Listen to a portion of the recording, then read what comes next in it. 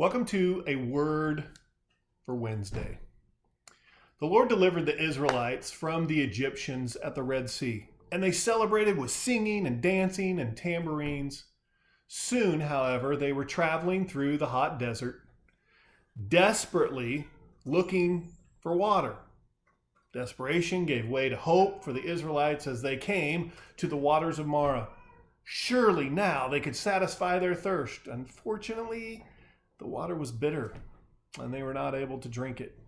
You would think that the Israelites would remember all of the things that God had done for them, and they would have turned to Him. But instead, like I have often been guilty of doing, they forgot all their blessings, and they started grumbling and complaining about their current situation. Wow, that hits home, doesn't it? Did God forget them in their ingratitude? No, God heard their cries. And He heard the cries of the leader Moses and showed him a piece of wood to throw into the waters to make it sweet. Let me tell you a couple of personal experiences during this coronavirus pandemic. There were 3 other groups that were going to join us in our Mexico global outreach trip, and 2 of them canceled like we did, but one of them went ahead and went on the trip. I believe that we made the right decision, but I must admit that I may have grumbled and complained a few times when I saw pictures of their group in Mexico having such a great time, building a house, ministering to the refugees and the people of Piedras Negras.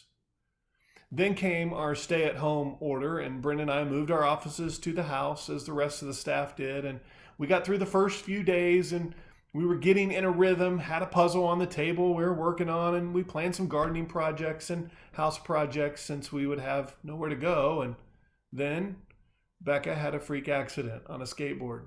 She broke her femur bone up near her hip joint.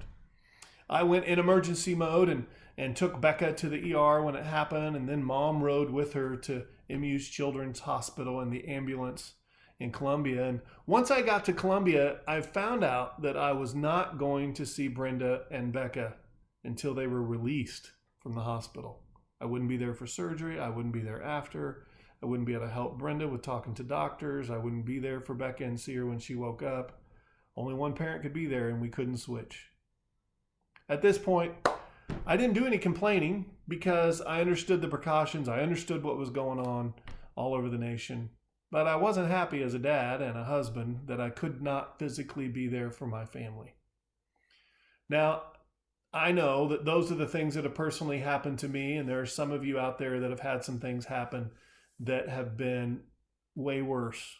I know that there's people in our church family that are experiencing some of these same bittersweet experiences. In fact, I know some of you have not been able to even go into the hospital at all with a loved one or a spouse. And you've not been with loved ones when they've left this life. I know that you've not been able to have funeral services. In fact, I missed a dear funeral for Judy Reynolds, who was in my seniors group and didn't get to go to it. Did get to watch it on Facebook. I'm very thankful for that, but wanted to be there and just hug on the family and couldn't be there. I know there's some of you that have been quarantined, and not just in your home, but away from your family, in another room by yourself for days, if not weeks. I know many of you are working extra hours, you're working extra shifts, you've taken pay cuts, you've even lost jobs, gone to other parts of the country to help others. I know that there are more circumstances than I know about or will ever even understand or experience myself, but I know who does understand. That's the great news. Because God not only understands, but He has never left you and I. He's here in whatever we're going through. There's a famous quote from an unknown author. It says this: "You may not always end up where you thought you were going, but you will always end up where you are meant to be." And I think that's true when we're following God, when we're surrendering ourselves into His service. We may not always know what's going to happen or what we're going to experience. And it may be bitter, and it may be sweet, it may be joyful, it may be very difficult. But God is always going to be there. You know, I used to be surprised when one of our sermon series is connected so well with what was going on in our church or what was going on in our own community or what was even going on in our nation.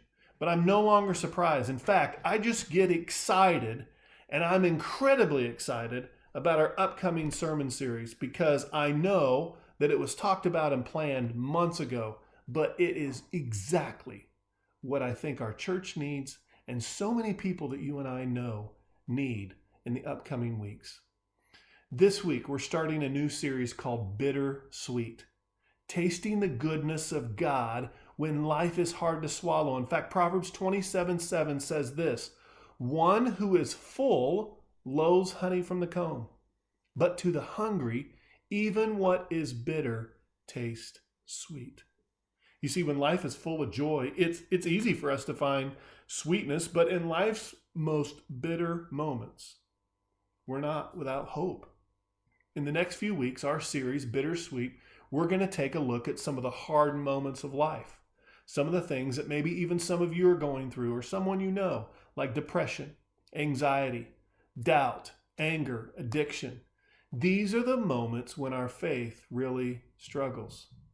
And mental and emotional health, they play a huge role in our spiritual health. So we want to speak right into your living room, right into your situation, right into your heart, and let you know that no matter what you're going through, you too can taste the goodness of God again. He's not left you. He has something for you, or maybe even for you for the very first time. So join us online this weekend as we start this new series, Bittersweet, as we search for God's goodness, even in the hard to swallow seasons of life. And I want to encourage you not only to join us, but invite. I know you're thinking of somebody that connects with some of these things, from anger to addiction to depression, whatever it might be. Invite your friends, invite your neighbors, invite other people that you know are helping other family members through this or other friends. There's lots of ways that you can invite your friends and your family to join you for online church. And there's a couple easy ways. One, share the links. You can share direct links to our live streams. We've included them in the description in this video. YouTube.com/Northside Christian, Facebook.com/Northside Christian Church. You can share our post. We will post on the weekend about our upcoming Sunday services. So coming Friday or Saturday, there's going to be some posts. You can share those posts. Simply share the photo, maybe include a short message with it to invite others to join you. You can also host a watch party.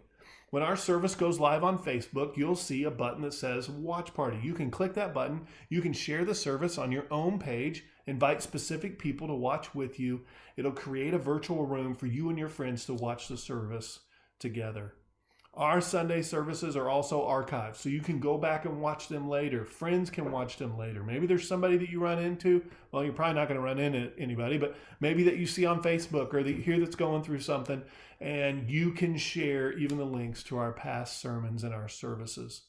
Man, we want you to be a part of this, and we want you to encourage others to be a part of this, because when we are hurting, that's when God is really there. So join us for this new series, Bittersweet.